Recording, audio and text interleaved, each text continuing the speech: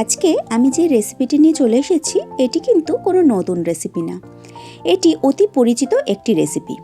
আজকের আমার রেসিপি হলো চিকেন দো পেঁয়াজা। তাহলে চলুন দেখে নেওয়া যাক অতি সহজেই কিভাবে আমি এই চিকেন দো পেঁয়াজা বানাই। নমস্কার, আমি জয়িতা আর আপনারা দেখছেন জয়িতার পাকশালা। চিকেন দো পেঁয়াজা বানানোর জন্য প্রথমেই গ্যাসে আমি একটা ফ্রাইং প্যান বসিয়ে দিয়েছি এবং ফ্রাইং প্যানটা গরম করে তাতে দিয়ে দিয়েছি 4 টেবিল চামচ সাদা তেল।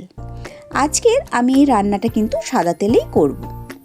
তেলটা খুব ভালো করে গরম করে নিয়ে এবার আমি তেলের মধ্যে দিয়ে দিয়েছি 3 থেকে 4টে লবঙ্গ, 2টো দিয়েছি দারচিনি স্টিক, ছোট একটা দিয়েছি জয়িত্রীর ফুল, দিয়েছি 2টো ছোট এলাচ, এলাচটাকে আমি ফাটিয়ে দিয়েছি, আর দিয়েছি একটা বড় এলাচ, বড় এলাচটাকেও কিন্তু আমি ফাটিয়ে দিয়েছি, আর হাফ চামচ দিয়েছি গোটা জিরে। সমস্ত মশলাটাকে 10 থেকে 15 সেকেন্ড তেলের মধ্যে একটু নাড়াচাড়া করে নিয়েছি। নাড়াচাড়া করে নিয়ে যেই মশলাটা থেকে একটা সুন্দর গন্ধ বেরিয়েছে, আমি এর মধ্যে দিয়ে দিয়েছি বড় সাইজের 2টো পেঁয়াজ একদম মিহি করে কুচিয়ে। এই রান্নায় কিন্তু পেঁয়াজের পরিমাণটা একটু বেশি লাগে। পেঁয়াজটা দিয়ে মিনিট খানেক একটু নাড়াচাড়া করে নিয়ে পেঁয়াজটা একটু ট্রান্সপারেন্ট হয়ে গেলে আমি এর মধ্যে দিয়ে দিয়েছি 2 চামচ পরিমাণ আদা আর রসুন বাটা। আমি কিন্তু এখানে আদা আর রসুনটা একদম মিহি করে বাটিনি, একটু দানা দানা রেখেই বেটে নিয়েছি। আদা আর রসুনটা দিয়ে একটু নাড়াচাড়া করে নিয়েছি আদা রসুনের কাঁচা গন্ধটা চলে যাওয়া পর্যন্ত। তারপর এখানে আমি 750 গ্রাম চিকেন ভালো করে ধুয়ে পরিষ্কার করে রেখেছিলাম, সেই চিকেনটাকে আমি কড়াইয়ের মধ্যে দিয়ে দিয়েছি। চিকেনটা দিয়ে আমি সমস্ত মশলার সাথে খুব ভালো করে নাড়াচাড়া করে নিয়েছি, আর এর মধ্যে আমি দিয়ে দিয়েছি পরিমাণ মতো নুন। আমি এই রান্নায় কিন্তু কোনো রকম জলের ব্যবহার করব না। খুব ভালো করে পেঁয়াজের সঙ্গে চিকেনটা নাড়াচাড়া করে নিয়েছি। দেখুন, পেঁয়াজের সঙ্গে চিকেনটা নাড়াচাড়া করতে করতে চিকেনটা কিন্তু রঙটা চেঞ্জ হয়ে একদম সাদা সাদা হয়ে গেছে। এই পর্যায়ে আমি এখানে দিয়ে দিয়েছি একটা বড় সাইজের টমেটোর পেস্ট। টমেটোর পেস্টটা দিয়েও 3-4 মিনিট আমি খুব ভালো করে নাড়িয়ে নিয়েছি টমেটোর কাঁচা গন্ধটা যাওয়া পর্যন্ত। তারপর আমি এর মধ্যে দিয়ে দিয়েছি পরিমাণ মতো হলুদ, দিয়েছি ছোট চামচের 2 চামচ কাশ্মীরি লঙ্কার গুঁড়ো, দিয়েছি হাফ চামচ আমি এখানে জিরে গুঁড়ো, আর আমি এখানে দিয়েছি ধনে গুঁড়ো। এখানে কিন্তু আমি গোটা ধনে কিছুটা ড্রাই রোস্ট করে নিয়ে একটু দানা দানা রেখে গুঁড়ো করে নিয়েছি। আমি কিন্তু একদম মিহি পাউডার ধনের বানাইনি। এই রান্নায় কিন্তু এইটাই হচ্ছে স্পেশাল মশলা। খুব ভালো করে আমি সমস্ত কিছু দিয়ে মশলা দিয়ে তার মধ্যে দিয়ে দিয়েছি পরিমাণ মতো কাঁচা লঙ্কা। সমস্ত কিছু দিয়ে খুব ভালো করে মাংসটাকে নাড়াচাড়া করে নিয়েছি। এবার গ্যাসের ফ্লেমটাকে আমি একদম কম করে দিয়ে একটা ঢাকা চাপা দিয়ে দিয়েছি। ঢাকা চাপা দিয়ে আমি 10 থেকে 15 মিনিট ঢাকা চাপা দিয়ে রেখে দিয়েছিলাম লো ফ্লেমে। 15 মিনিট বাদে আমি ঢাকনাটা খুলে নিয়েছি।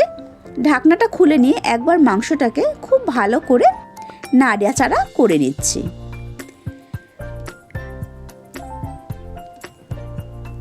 খুব ভালো করে মাংসটাকে আমি নাড়াচাড়া করে নিয়ে এবার এর মধ্যে দিয়ে দিয়েছি 2 চামচ পরিমাণ ফ্যাটানো টক দই। টক দইটা কিন্তু রুম টেম্পারেচারে থাকা টক দই হতে হবে, আর এটা যদি হাংকাড হয় তাহলে কিন্তু খুবই ভালো হয়। দইটা খুব ভালো করে ফেটিয়ে নিয়ে আমি মাংসের মধ্যে দিয়ে আবারও খুব ভালো করে মাংসটার সঙ্গে দইটাকে মিশিয়ে নিয়েছি।